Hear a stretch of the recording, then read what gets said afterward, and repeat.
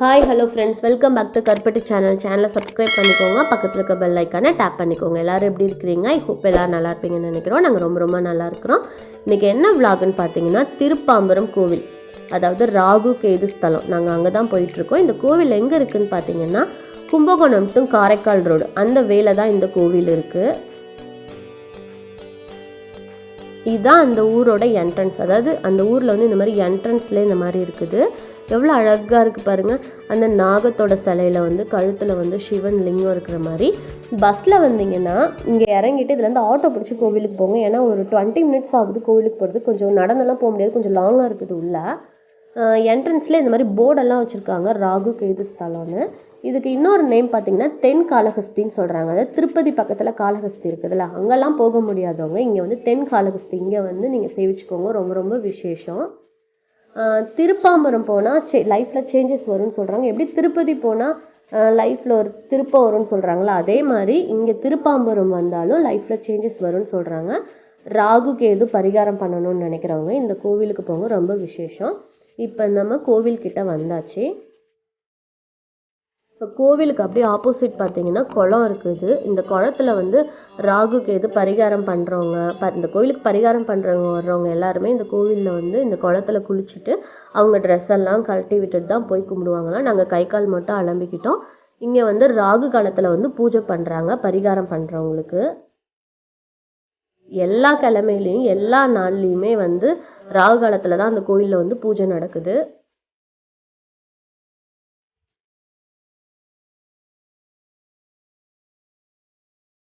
இதுதான் கோவிலோட என்ட்ரன்ஸ். நம்ம எதுவும் வாங்கிட்டு போவேன்னா உள்ள கோவிலுக்குள்ளே பார்த்தீங்கன்னா கடை இருக்குது. நம்ம போனோடனே கேட்குறாங்க, குழந்தைக்கு இதுக்காண்டி வேண்டிட்டு வந்திருக்கீங்களா, இல்லை வந்து திருமணம் அந்த விஷயத்துக்காண்டி வந்திருக்கீங்களான்னு கேட்குறாங்க. அதுக்கேற்ற மாதிரி அங்கே திங்ஸ் தராங்க, தேங்காய், பழம், பால். இப்போ நாங்கள் வந்து குழந்தைக்காண்டி போயிருந்தோம். எங்களுக்கு வந்து தொட்டில் கொடுத்தாங்க. அதுக்குள்ளே ஒரு பொம்மை மாதிரி இருந்தது அழகாக. அதுக்கப்புறம் ஒரு ப்ளூ கலர் 2 கிளாத் கொடுத்தாங்க. இந்த மாதிரி விளக்கு கொடுத்தாங்க. இதெல்லாம் சேர்த்து அங்கேயே வந்து நாங்கள் பே பண்ணி அங்கே வாங்கிக்கிட்டோம். இப்போ கல்யாணம் அவங்க அப்படி போகிறவங்களுக்கு அவங்களுக்கு மாங்கல்யம் கொடுக்குறாங்க, கயிறு கொடுக்குறாங்க, அப்புறம் 2 ப்ளூ கலர் கிளாத் கொடுக்குறாங்க. இதெல்லாம் வாங்கிட்டு தான் நம்ம உள்ளே போகணும். இந்த கோவிலுக்கு வந்து நாகதோஷம் இருக்கிறவங்க, ராகு கேது தசை நடக்கிறவங்க, அப்புறம் கலத்திர தோஷம் இருக்கிறவங்க, குழந்தை தள்ளி போய்கிட்டு இருக்கிறவங்க, கல்யாணம் ஆகாமல் அவங்க ரொம்ப நாள் தள்ளி போய்கிட்டு இருக்கோம் அவங்க, அதுக்கு பிறகு கனவுல அடிக்கடி பாம்பு வருது, நம்ம அடிக்கடி பார்க்குறோம் அப்படிங்களவங்களாம் இங்கே வந்தீங்கன்னா அந்த பரிகாரம் வந்து சீக்கிரம் நடக்குமா. கண்டிப்பாக இந்த கோவிலுக்கு வந்து கண்டிப்பாக போயிட்டு வாங்க. ரொம்ப விசேஷமான கோவில். இங்கே வந்து நாங்கள் செவ்வாய்க்கிழமை போயிருந்தோம். எந்த கிழமை போனாலுமே ராகு காலத்தில் தான் இங்கே வந்து பூஜை அந்த பரிகாரம் பண்ணுறாங்க. நீங்கள் வந்து எதுவுமே வாங்கிட்டு வர வேண்டாம், எல்லாமே கோவிலுக்குள்ளேயே நமக்கு விற்கிறாங்க. அங்கே வந்து தான் நம்ம வாங்கணும். அவங்க வந்து நம்ம இதுக்கு தான் வந்திருக்கோன்னு சொன்னால் அவங்களே எல்லா திங்ஸ் கொடுத்துட்றாங்க. வெள்ளிக்கிழமை, சனிக்கிழமை, சண்டே எல்லா நாள் நீங்கள் எந்த நாள் போனாலும் அங்கே வந்து அந்த ராகு காலத்தில் தான் அங்கே பூஜை நடக்கும். அதுக்கு பிறகு இந்த விளக்குலேருந்து ஃபஸ்ட்டு ஒரு விளக்கை வந்து நம்ம விநாயகருக்கு வந்து ஏற்ற சொன்னாங்க. ஏன்னா அவர் தானே முதல் கடவுள். அதனால் வந்து அவரை நம்ம சேவிச்சுட்டு தான் நம்ம கோவிலுக்குள்ளேயே போகணும்.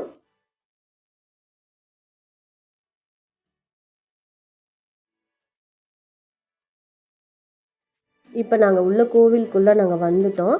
கோவில் இன்னும் ஓப்பன் பண்ணல. பாம்புநாதர் சன்னதின்னு நினைக்கிறேன் இந்த சாமி பேர்.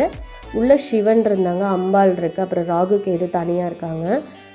நீங்கள் போய் பாருங்கள், நல்லா இருந்தது. நம்ம உள்ளே விளக்கு எடுத்துகிட்டு வந்தோடனே இந்த க்யூவில் போய் நம்ம போய் அர்ச்சனை சீட்டெல்லாம் வாங்கிக்கணும். அந்த பரிகாரம் பண்ணுறதுக்கு அந்த சீட்டும் அங்கே தான் தருவாங்க. அதெல்லாம் நம்ம அப்படியே வாங்கிக்கிட்டு நம்ம இந்த விளக்கெல்லாம் எடுத்துகிட்டு போயிட்டு அங்கே நம்ம உள்ளே போனாலே சொல்லுவாங்க இங்கே போய் விளக்கு போடுங்கன்னு. இந்த விளக்கை நம்ம அப்படியே எடுத்துகிட்டு வந்துட்டு நம்ம கோவிலுக்கு பின்னாடி பார்த்தீங்கன்னா, அதாவது கோவிலுக்கு உள்ளே பிரகாரத்தில் பார்த்தீங்கன்னா ராகு கேது தனித்தனியாக இருக்கும். ராகுக்கு 9 விளக்கும், கேதுக்கு 9 விளக்கு அங்கே வந்து ஏற்ற சொல்லுவாங்க. தனித்தனியாக 9 விளக்கு நம்ம ஏற்றிக்கணும்.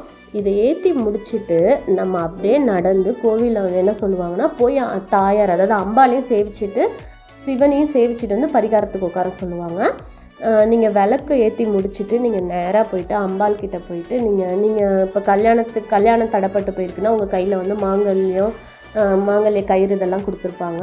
அதை வச்சு சாமி கும்பிட்டுட்டு அவங்க தருவாங்க. இப்போ குழந்தைக்காண்டி போயிருக்கோம் அப்படின்னா நம்ம கையில் உள்ள தொட்டில் அதுக்குள்ளே இருக்கிற அந்த குட்டி பொம்மை அதெல்லாம் வச்சு சாமிக்கிட்ட வேண்டிட்டு நம்மக்கிட்ட கொடுப்பாங்க. நம்ம அதை வாங்கிட்டோம்னா அப்புறம் சிவன் சன்னதிக்கு போய் நம்ம தேங்காய் பழம் அங்கேயே உடைச்சிட்டு நம்ம வந்து பரிகாரம் செய்கிற இடத்துல வந்து உட்காந்து நம்ம பரிகாரம் செய்யணும். அப்போ வந்து ஐயர் சொல்லுவாங்க, அவங்களே எல்லாமே கொடுத்துருவாங்க. நம்மக்கிட்ட தேங்காய் பழம், அந்த கிளாத், இந்த ப்ளூ கலர் 2 கிளாத் தருவாங்க, அதெல்லாம் எடுத்து வச்சு நம்ம சாமி கும்பிடணும். அவங்க வந்து நாக சிலை குட்டியோண்டு ஒரு வெள்ளியில் மாதிரி ஒரு சிலை ஒன்று கொடுப்பாங்க. அப்புறம் ₹1 காயின் எடுத்து வைக்க சொல்லுவாங்க. அவங்களே பால், மஞ்சள் எல்லாமே அவங்களே கொடுத்துருவாங்க. நம்ம அந்த தட்டில் வச்சு ஹஸ்பண்ட் ஒய்ஃபாக அங்கே சாமி கும்பிடணும். கல்யாணத்துக்கு வேண்டிக்கிட்டு வர்றவங்க அவங்க சிங்கிளாக கும்பிட சொல்லுவாங்க.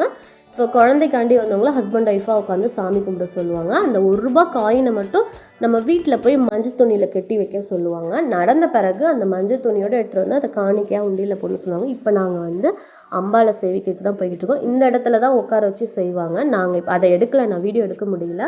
இந்த இடத்துல உட்கார வச்சு அதாவது பரிகாரம் செய்ய சொல்லுவாங்க. அங்கே ஐயர் அவங்க வந்து மைக்கில் சொல்லுவாங்க, நமக்கு வந்து கிளியராக சூப்பராக சொல்லுவாங்க. அதனால் நீங்கள் கண்டிப்பாக இந்த கோவிலுக்கு போயிட்டு வாங்க.